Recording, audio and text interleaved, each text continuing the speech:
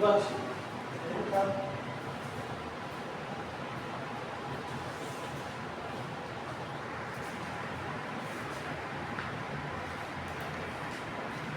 కోసం ఉంది.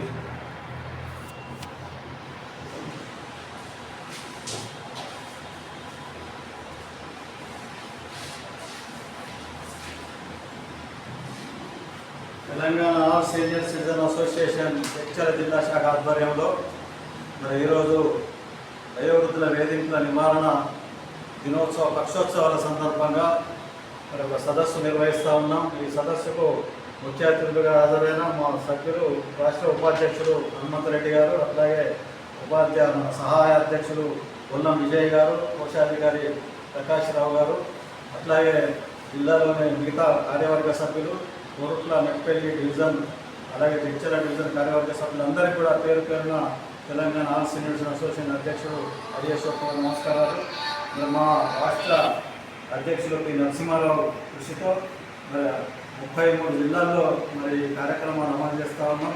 మరి మొన్న 15 నాడు మరి రాష్ట్ర మంత్రివర్యులు లక్ష్మణ్ కుమార్ గారు హాజరయ్యారు, కానీ వారు అనివార్య కారణంలో హాజరు కాగలరు.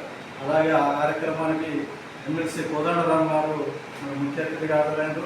మరి ఆ రోజు హైదరాబాద్లో భారీ ర్యాలీ నిర్వహించడం, అట్లాగే జగిత్యాల జిల్లాలో కూడా మరి ర్యాలీ నిర్వహించడం జరిగింది. అట్లాగే ఈ సందర్భంగా మరి వయోధికుల వేదికలు అనేకంగా జరుగుతూ ఉన్నాయి.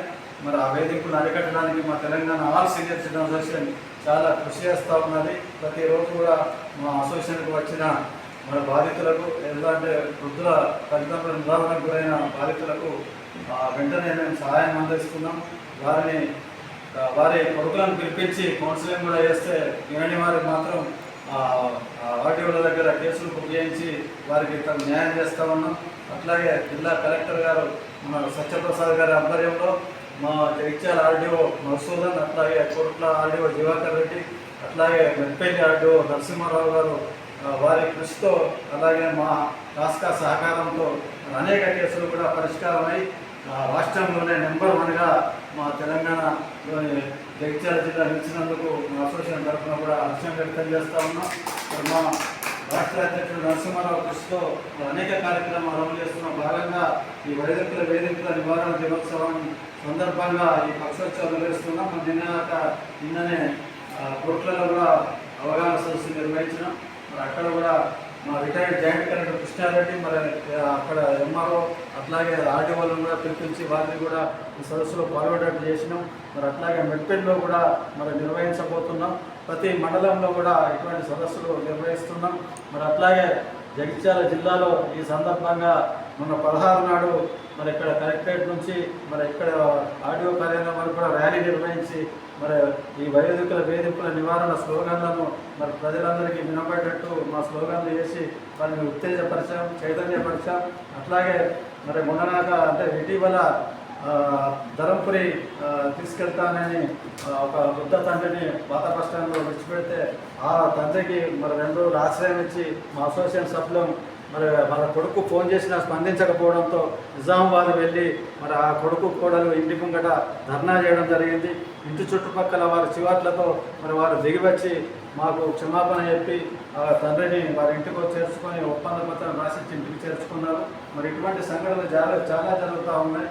ఆ గతంలో ఇక్కడ జగిత్యాల మండలంలో ఒక వృద్ధ తల్లి నిరాదరణకు గురై తన మంచం మీద తానే ఆ మంచానికి చిత్తు పెంచుకొని చనిపోవడం కూడా చాలా హృదయ విధాలకు ఎన్నో సంఘటనలు జరుగుతూ ఉన్నాయి. ఈ సంఘటనలను నివారించడానికి మా తెలంగాణ ఆల్ సీనియర్స్ అసోసియేషన్ కృషి చేస్తూ ఉన్నది.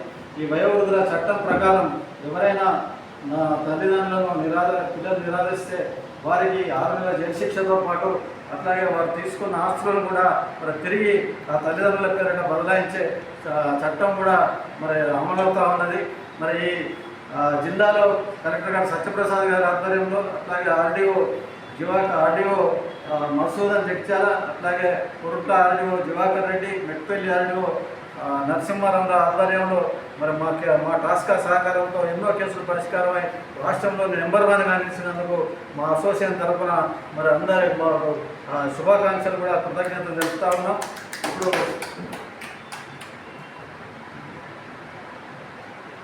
మరి ఈ సందర్భంగా మరి హనుమంత్ రెడ్డి గారిని మాట్లాడాల్సిన కోరుతున్నాను.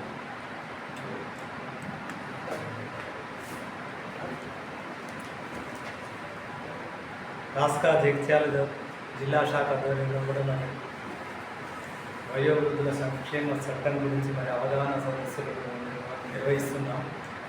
ఈ కార్యక్రమానికి మరి అధ్యక్షత వహిస్తున్న హరీష్ కుమార్ గారికి, అధ్యక్షుడు హరీష్ కుమార్ గారికి, మరి సహాధ్యక్షుడు ముట్ల విజయ్ గారికి, కోశాధికారి గుండ్ల ప్రకాష్ గారికి, మరి వివిధ డివిజన్ల నుంచి వచ్చిన మా రాష్ట్ర ప్రతినిధులందరికీ నా యొక్క నమస్కారాలు.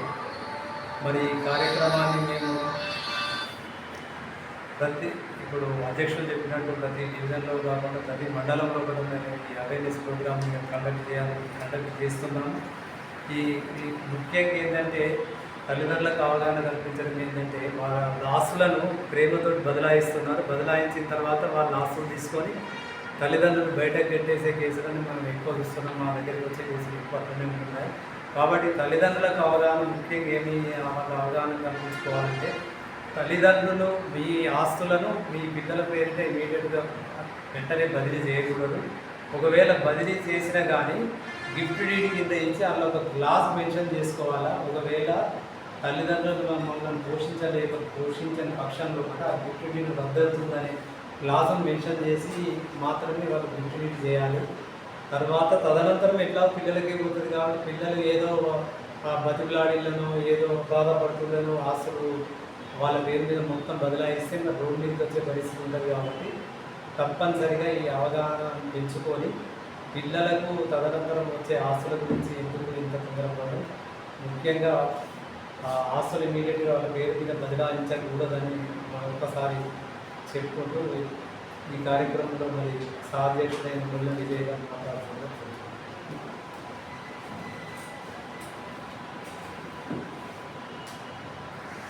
Telangana all senior citizens association Jagtial శాఖ తరఫున ఏర్పాటు చేస్తున్నటువంటి ఈ వయోవృద్ధుల దినోత్సవం వయోవృద్ధులను వేధిస్తే మరి ఏ విధంగా ఉంటుందన్నటువంటి విషయంలో జిల్లా స్థాయిలో ఏర్పాటు చేస్తున్నటువంటి ఈ కార్యక్రమానికి హాజరైనటువంటి మరి రాష్ట్ర నాయకుడు హనుమంత్ రెడ్డి గారు, అదేవిధంగా మరి జిల్లా నాయకుడు జిల్లా అధ్యక్షుడు హరీష్ కుమార్ గారు, మరి మన ట్రెజరర్ గారు వెల్ముల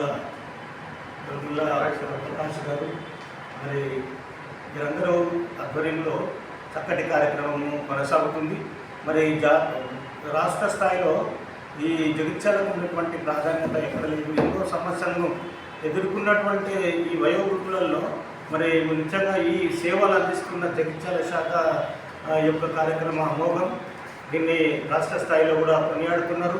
మరి తర్వాత ఇక్కడ ఉన్నటువంటి ఉద్యోగుల పోషణ చట్టం 2026 గురించి ఆర్ఎస్ఎఫ్ గారు నాకు చెప్పమని చెప్తున్నారు. కాకుంటే ఏంటంటే మరి ఉద్యోగుల పోషణ చట్టం ఉద్యోగులు ఏ విధంగా నిర్వర్తించాలి, ఉద్యోగుల పోషణ చట్టం